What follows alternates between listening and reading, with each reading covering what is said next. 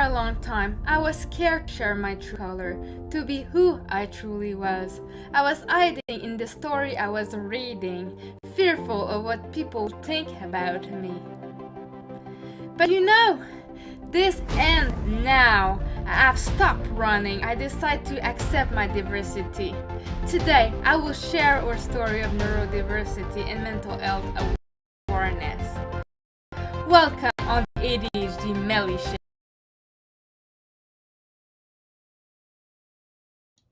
Hello, everybody. I hope you're well today. That you're hearing me great too. I'm so excited to have you on my show today. And first of all, I want to tell you Happy New Year! I hope you're going to have the best year of your life, and you're going to enjoy every bit of it, and that you're going to succeed in everything that you're going to accomplish, and that your dreams are going to come true. So today we're going to do a show about 30 minutes, and we're going to talk about ADHD and why it's always misdiagnosed as bipolar. This is mostly on adult women that are getting diagnosed. And yeah, so we're going to talk about that with Sam Warner. Please, everybody, clap their hands for Sam. How are you? I'm groovy. Pleased to be with you here on this show. Yeah. And thank you so much for accepting my invitation at the last minute like that. I know it was the last minute, and I'm so grateful that you said yes. And we're together today, and it's the first show of the year, so it's quite special for me. Absolutely. And we were able to overcome technical challenges that life throws at us. Yeah, technology sometimes is always tricky, but it's okay. We're here today, and I'm so grateful to have you on my show. And please talk to me a little bit about yourself, what you're doing in life, what is your dream, and etc. etc. Oh, okay then. Well, so I spent 25 years working in corporate because I was taught that's what you should do, and tried to become a corporate robot, but unfortunately my ADHD brain had other ideas. So I left the corporate world in 2015 to start my own thing. I just realized that so many people out there are missing some crucial information. And because I'd spent so long in the neurotypical world, speaking that language, rehearsing what I need to say, analysing what I've just said, it's a bit like learning Japanese, I think. You just become really, really good at it. And sometimes it almost becomes natural. But what it does mean is because I know how to speak neurotypical, I can help people who are not to speak more neurotypical if they want to get on in corporate, for example. And conversely, I can help neurotypicals understand the, let's call it neurodifferent brain a little bit better, all the smorgasbord of loveliness that comes under that umbrella. So that's why I call myself the autistic interpreter, because I feel like I am doing exactly that between the two different languages.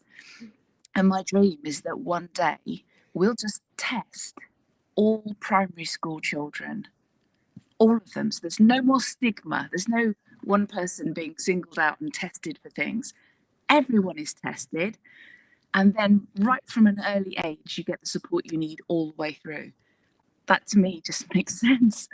But it does make sense, because even for me that I was diagnosed, I didn't have always the support that I needed. And sometimes the support didn't really know what to do about me. And that was quite difficult for me, because I did understand as a child that I was different, because even the people around me, even the people that are supposed to have studied these kind of things, didn't really know what to do about me. And I can talk about teachers. I really think that teachers should have courses about neurodiversity and just not how to teach, because it's not because I have ADHD that I should go in a class with only ADHD people. I'm allowed to be in the class with everybody else that is there, and I was lucky enough to have that. But I know that there are people that were in the in the handicap class because of that, you know. And yes, ADHD can be handicapping, but it's not. That doesn't mean I cannot learn a normal courses of school like everybody else. Absolutely. It's a myth that if you've got people in the class who learn differently, that somehow it's going to negatively impact everyone else. It isn't at all. You've got this wonderful diversity in the class of different ways of learning. And it's actually far more interesting as a teacher to teach things in two or three ways than instead of just one way. Exactly. Okay, it might be more challenging, but it's also more interesting, more rewarding. Absolutely. And like you said, every child should be diagnosed or not, if they are or not ADHD or autistic, because like the main subject of that show today is when adult women can get misdiagnosed with bipolar, because yes, you have mood swing because of hormone, because of things that happen in life, and that's not necessarily going to that range too. And that can be hard to just talk about it too. Like, maybe if somebody tells you that you're bipolar, somebody that's supposed to have studying mental health disease, you know, that studied that, and they're just like, you're bipolar just because you've been successful in your life, because you had no difficulty in school, because ADHD sometimes, most of the time you have difficulty in school, but not all the time. That's the problem with those children. Maybe that person did good in school because they were constantly studying their ass off all their school because they wanted to have good grades. And like me, for me, I didn't want to study all night because I didn't feel that was something that I wanted to do. So my grade was not that good. And some people notice that, but some children want to have perfectionism. And in ADHD, sometimes it mostly happens that somebody wants to be like others. You know, I want to succeed right now, so I'm going to have no life and just study, right? Yeah, for sure. And the thing is, it's a bit like if you use the analogy of giving up smoking, right? If you were smoking, Melly, and I said, I'm going to teach you how to give up smoking, I could teach you for years how to give up smoking. And unless you actually want to give up smoking, it's never going to happen. Yeah. And that's the thing about ADHD brains. If we're not interested in the subject, engaged by it, enthused by it, then it's really hard for us to be interested, retain the knowledge, look beyond what's just given to us. Whereas if it's a subject that we do have an interest in, and that might be just because it's presented in a really fascinating way, some TV presenters have got it perfectly. What could be a dry subject, like Professor Brian Cox, who in the UK presents television programs on space with some pretty heavy physics, that could be really, really difficult to watch. But he uses amazing visuals and big numbers and he presents it in a really dynamic way and he makes you feel like I want to know more. And that's part of the pleasure of teaching, that actually if you want to be enthusiastic about your subject, if you're a maths teacher, you can, because there's people in the room who will eat up that energy and that enthusiasm. Don't worry about the kids that don't. They're just going to learn however you deliver it. Yeah, it's true. And thank you, Gabrielle, for being here too.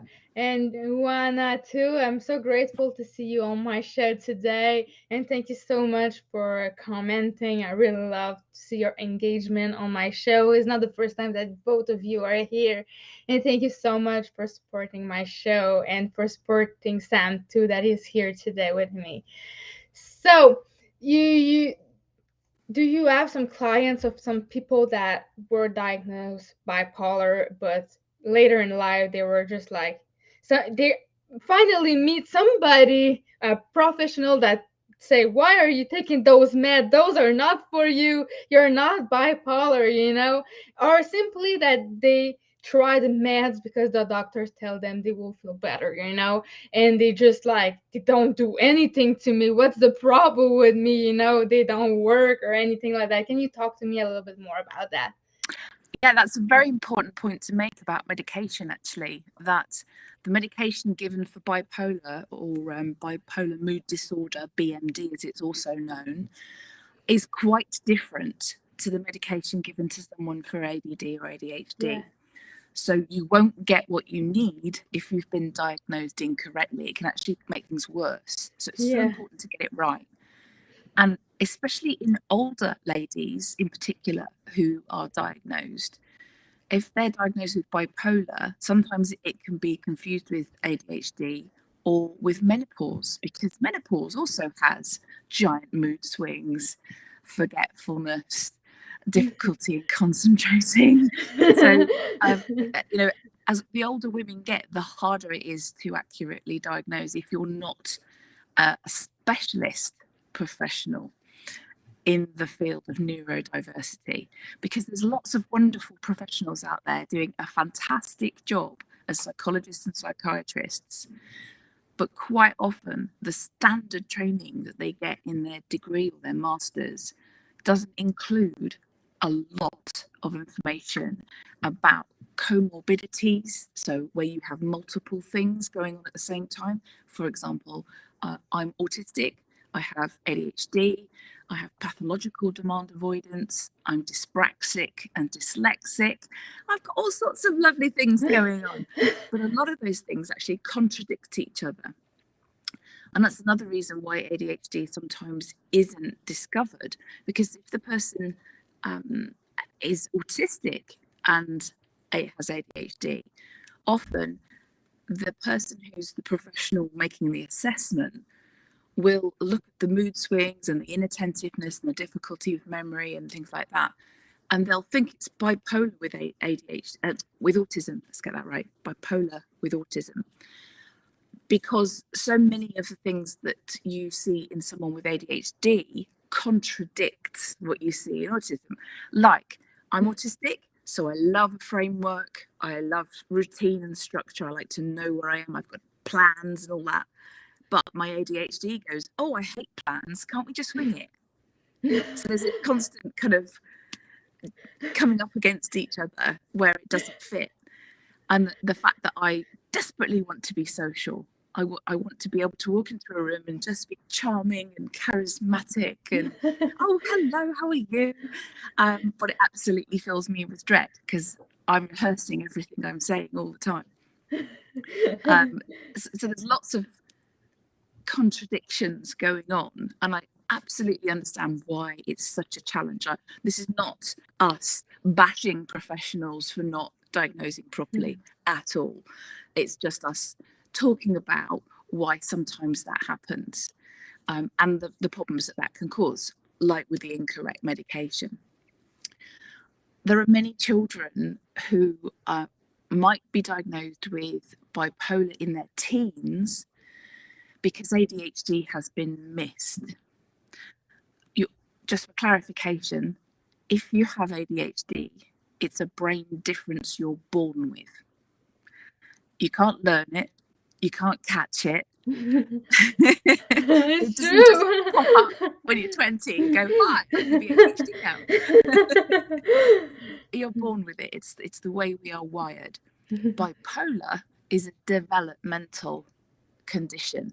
So bipolar turns up later for some people because of a set of circumstances, whether it's your neurobiology, your lack of neuroplasticity, or it could be trauma or other things that have triggered these differences in your brain that need to be addressed, both potentially with medication and also through therapy, whatever that therapy looks like for that person. Let's not go down the rabbit hole of all the different therapies that are available. There's a lot. There is a lot, there really is. But a lot of people who've been formally diagnosed, either through their healthcare system or from a private individual, they will often not seek another diagnosis or a second opinion because if you've gone down the healthcare route, like the national healthcare route, you might have waited 2 years and been to lots and lots of sessions in order to get your result, which can be quite stressful. And in the private route, you might have paid £2,000 for your private assessment. So why would you go back and do that all again if you have a feeling that it's not quite right? What happens is people end up talking to people like you and me, Melly, who really know our stuff and have lived experience. And that's when the penny drops and they go, oh, yeah, I'm not that, I'm this. And then they can go and talk to their GP about medication and things like that, get referred. That's the right thing to do. But it's often people who aren't professionals, fully trained up, psychologists, psychiatrists, etc. It's people like us who are living, eating and breathing and promoting mental wellness in spite of our differences. Yeah, and I want to say hi to Zishan, to Big Chillin on Twitch. Thank you so much for being here today. It means a lot to me. Jenny too. It's the first time that I see on the show. I'm so happy that you discovered me, and I hope to see you again. And I'm so happy. And yeah, and this is a little bit why I decided to just stop making website. I'm not totally quitting because I have some clients. It's the other story thing, but I want to focus myself on that show and just making meet people that can talk about other subject because I have ADHD, but I probably don't have autistic, but I don't really know because things change. The ways of diagnosis change of 20 years 25 years ago, so I don't know. I could have been super surprised and they find me other things, you never know. And that's a little bit why woman. And if we talk about woman disease, they were saying that woman as how can I say that? I had the word in my mind just 2 seconds ago. That happened with ADHD while I real. They were always saying that a woman had problem or something like that. What they want to say their opinion and stuff like that. They always say something happening with the woman brain. She's not okay. Hysteria. That's the word I was talking. Yes, they always used to say lock that. us up. Yes. Yeah. Hysterical women would be locked up. Yeah. We're just saying something and we are hysterical, we just are not normal because we don't want to do lady stuff, things like kitchen and stuff like that. We just say to our husband, I don't want this tonight. Hysterical. Oh my goodness. So no, Zishan, you cannot cure yourself. It's impossible to cure yourself. Even with medication, even with therapy, you can help yourself living a Yes. better life. So You can. it's a bit like if I held my hand up and said, can I cure myself of having 5 fingers on my hand? Can I put an ointment, a cream on it? And it'll remove one of my fingers? No. I was more talking. The example that I've seen a lot and I love to give is cure your diabetes now. You're not diabetes anymore. You see, you're okay now. You don't need insulin. You're okay, type 1 diabetes. I mean, you just, most of the people like born with it or it comes into childhood or late teens, most of the people have that type of diabetes young. So it's like I was telling, go heal yourself. It's not like having a plaster that is going to heal. It's impossible. Sure. Zishan, there's lots of information in Google. Google is your friend, I can tell you. There's lots of free information on Google specifically.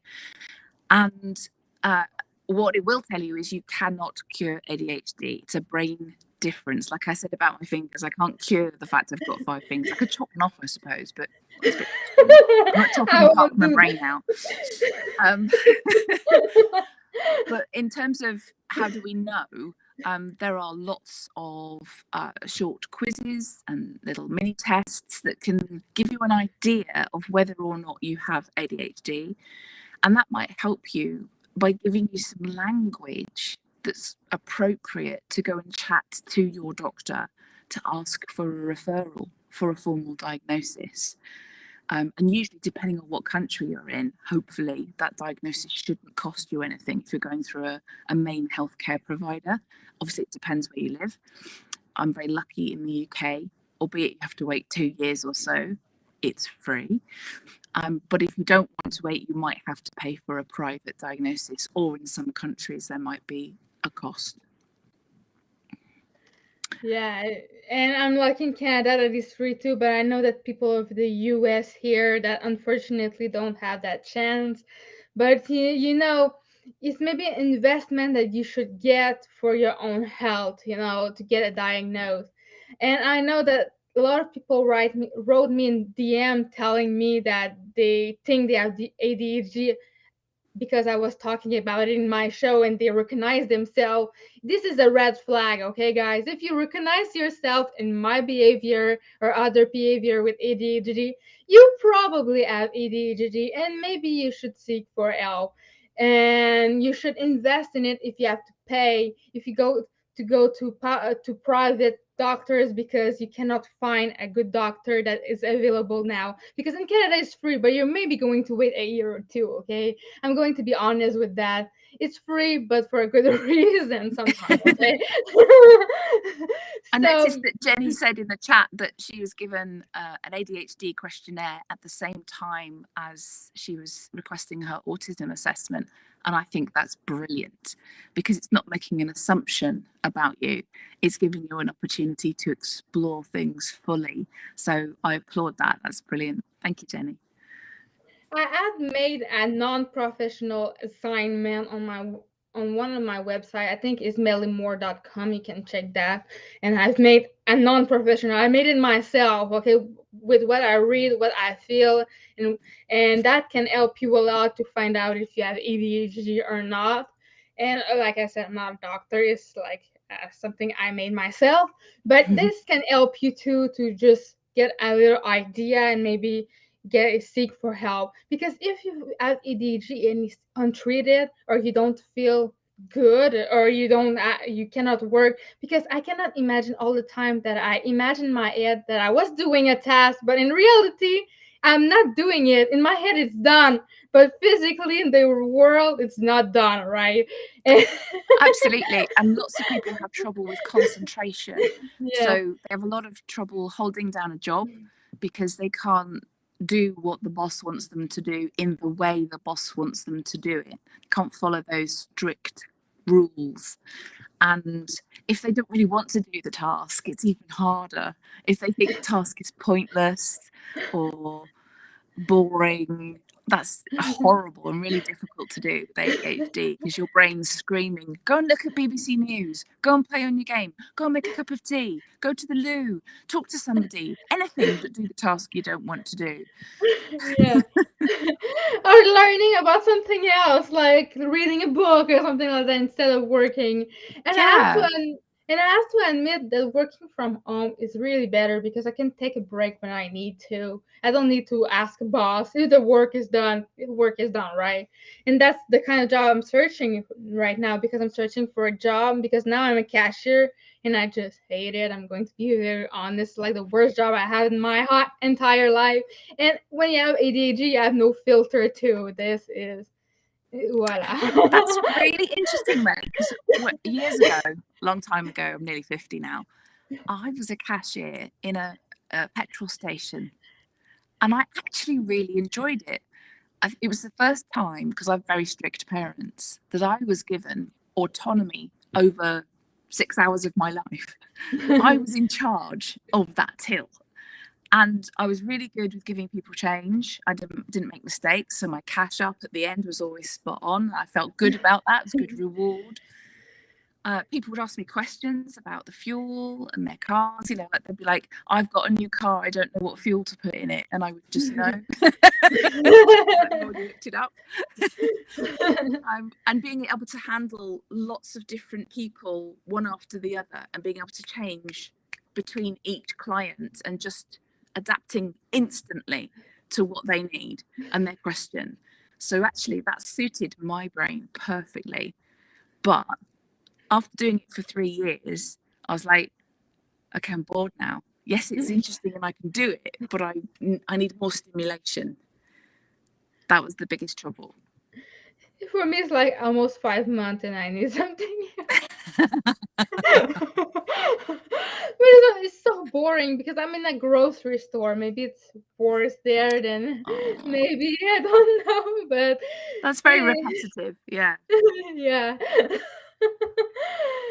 And yeah, so I'm searching for something else. At the same time, I want to take care of my show and maybe bring it to another level. I wish to have my office where I can invite people one day. I simply have a better background, you know. I really don't like my background right now. I have some little change. And yes, I feel perfectionist, but at the same time, I don't have difficulty to do what I need to do. So this is things that happen with ADHD, and you need to have a you have to make yourself a schedule, even if you don't like to do a schedule. For me, I hate schedules, but I need one to be able to work properly and to have Mm. to just make sure I'm doing things in the day. If I don't have that, it doesn't work anymore. So yeah. For sure. And I think one of the things that's also important to point out is that whether you are bipolar or whether you have ADHD or autism or all of them or whatever, self care is what generally we're really bad at. We're really good at looking after everyone else and making sure they are okay. We're really good at thinking of ways of helping other people, even though we're maxed out and possibly even burning out. We're still thinking about how we can help other people. And we're Yeah. not very good at self care.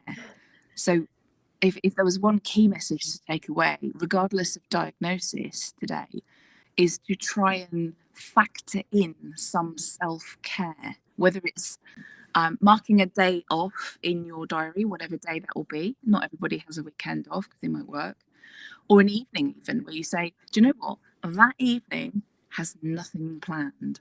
If I want to do something productive because I'm in the zone, I can.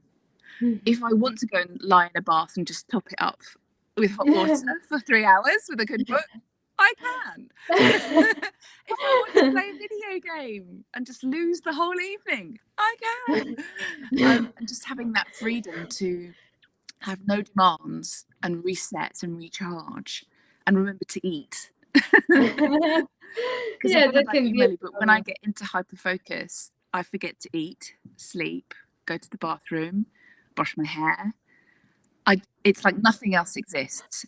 It's tunnel vision. And if someone interrupts me, I'm like, "Arr." Sometimes I feel that way too.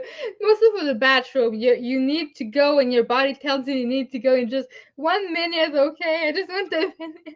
I don't want to leave.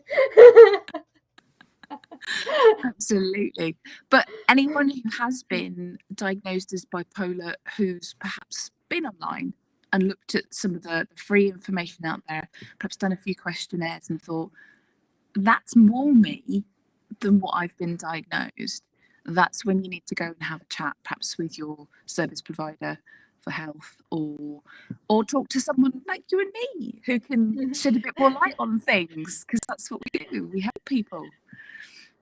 Exactly. We do our best when with what we have, and we just chat with some other people, and it helps, And I'm so grateful that I always have great guests like you that comes in my show, and I just feel so good about it because at least my show is working. I'm so happy that I can help people, and I was so excited of coming back with season 2 today, and yay! So I know that you're strict on your time, so I wanted to know if you wanted to say somebody, what will you say to somebody that is diagnosed with bipolar, but they doubt themselves they may have other things than bipolar, like maybe ADHD or autism? Yeah, so either Googling or even reading books, if you just put into Amazon, even if you don't want to buy it from Amazon, it'll list them for you. There's lots of books out there that can help you to make sense of what's going on in your own head.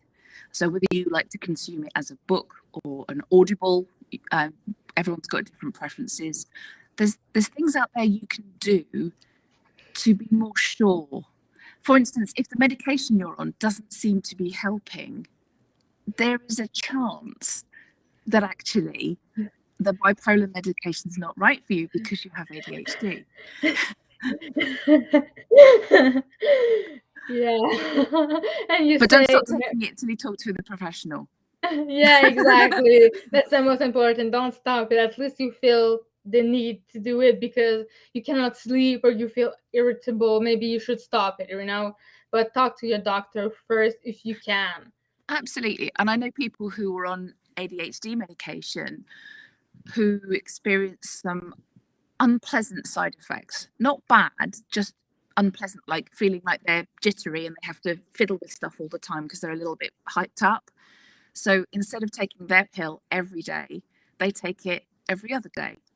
And then they're not so jittery all the time, but they're still getting the benefit that it gives them with their ADHD. So I think it's important for people to find their own way that works for them. And if you don't want to take medication, it's okay too. There's a Yeah, lot of therapy that you can go, you can read yeah, I don't books, take you can. medication. I don't take medication either. So this is your choice of what you prefer. And it's okay if you don't. And if you do, good for you. If you don't, that's good for you too. Yeah, there's no stigma around it at all. Yeah. Like I said before, sometimes having the right medication for someone with ADHD can allow you to keep your job. And keeping your Yeah. job means you're bringing money in, which means you can keep your home. You know, it's vital that you make changes that allow you to survive in society without it being horribly stressful all the time, because that's really bad for you to have that level of cortisol going on. You need dopamine. And just before we wrap up, you know the book Eat That Frog? Have you heard of that book? No. Okay, so it's a methodology encouraging people to do on their to-do list the biggest, nastiest, most horrid thing they've been avoiding on that to-do list first, and then do the other things. But that doesn't work for someone with ADHD because we need dopamine to make us feel uplifted and happy and motivated in order for us to do stuff. So there's no way we're going to eat that frog. We need to do 3 or 4 little things and get the dopamine hit from, oh, brilliant, I've done that task, tick. Done that task, tick. I'm having a great morning, tick. Oh, yeah, I'm on fire. Let's do that big, horrible one. Yeah. And that works better for our brain because of the chemicals. Yeah, exactly. That may be why I didn't read it. Quite possibly. I need books that I need to read or to listen to Audible or really Audible person because sometimes my concentration is not good to read paper book. I do both, but I prefer Audible. It's like a lifesaver. I read even more like with I was a big reader, but only dopamine stuff like fantasy and stories like that. But when it was like leadership or stuff like that, I wasn't able to finish 2 pages. I was like, that's boring. Yeah. I've noticed that Zihan has asked what situations make ADHD worse. And actually, it's very personal because it depends what else you've got going on. Like for me with autism and things like that, I have sensory processing disorder. So if there's really bad lighting, a really irritating noise, and I'm too hot, anything else is going to be almost impossible because there's too much going on at the same time. But one of the biggest reasons why ADHD is hard for people is because they don't tell other people what they need. And I know it's hard to self-advocate. I know it's hard. It's hard to ask for what you want, especially in Britain where we're so polite and we never ask for what we want. But we must Canada ask here. for what we need. We must ask for what we want. We must, and you can give them a little explanation. It doesn't sound like a demand. If you explain the reason why I need this is because I'll be more effective. Da da da da. And that way you've helped that person understand that they're not giving you special treatment. They're helping you become the most successful you can be, which usually is in their interest, especially at work or even at home with family. If they want you to do something, they have to work with you, not just force their way on you. So communication is the best way to stop situations getting worse. Exactly. And for me, stress, unnecessarily stress, put my ADHD worse because I want to do everything now, but it's not impossible to do everything now. And sometimes delay, the client wants it now because it wants it now, but I'm not finished. But at the same time, I want to please them and make sure it's finished, but I cannot do that. It's like the client's not happy now because I promised them, and at the same time I cannot do it because my brain doesn't want to do it. It's like a circle of emotions. So you're like, oh my god, what should I tell you now? That's when you need to reset. Yeah, you need to do that because it's mental. You're going to have other morbidity if you don't take care of yourself, because depression is one of them, anxiety is another one. Those are little friends that are coming along with ADHD most of the time. So you have to take care of yourself, because burnout is not too, it can be there too when you don't expect it and it happens. That's why you need to take care of yourself. At least a couple of, I will say, at least 2 days of self-care for me. Some people will Yeah, say it's a lot, but it's necessary for me to just live. absolutely. It's in the same way one person will need a 9 or 10 hour sleep night because they need a lot of sleep, and someone else can thrive on 4-5 hours sleep and always have. You can't always say everybody needs 8 hours sleep. Well, not everybody does, because everybody's different. I do need that. And maybe a little bit more, depending of what I did the day before. As long as I get either 6 or 7.5, I'm all right. Multiples Lucky of you. 90. So yeah, so what do you want to say to people before we leave? It's all the talk to you. If they want to talk to me, well, you can find me on LinkedIn. I'm Sam Warner, the autistic interpreter, which helps me to stand out from all the other Sam Warners who are usually men. And I've also got a website, which is getyourmessageacross.com. You just need to put a hyphen between all of those words. So it's get-your-message-across.com. It's a bit of a mouthful, but I like to be literal. And there's my contact details on there as well, so you can see what I do, see what I've been up to. And I'm also writing a book at the moment with the help of 80 contributors, which are success stories from neurodivergent individuals, so that people can see that we are worth banking on. Yeah, exactly. So I'm so happy that you've been here today. I'm so grateful. And please go follow her on LinkedIn. And I'm so happy to have you here. Gabrielle is still here. Zishan, and Jenny, Juana. I'm so glad that you've been here today. I'm so glad, Big Chillin', you've been there too. Thank you so much for joining me. And we will see each other again next Friday at 1 p.m. Eastern Time. So goodbye, everybody. Have an amazing day.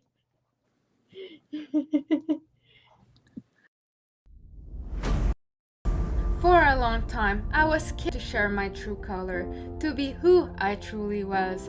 I was hiding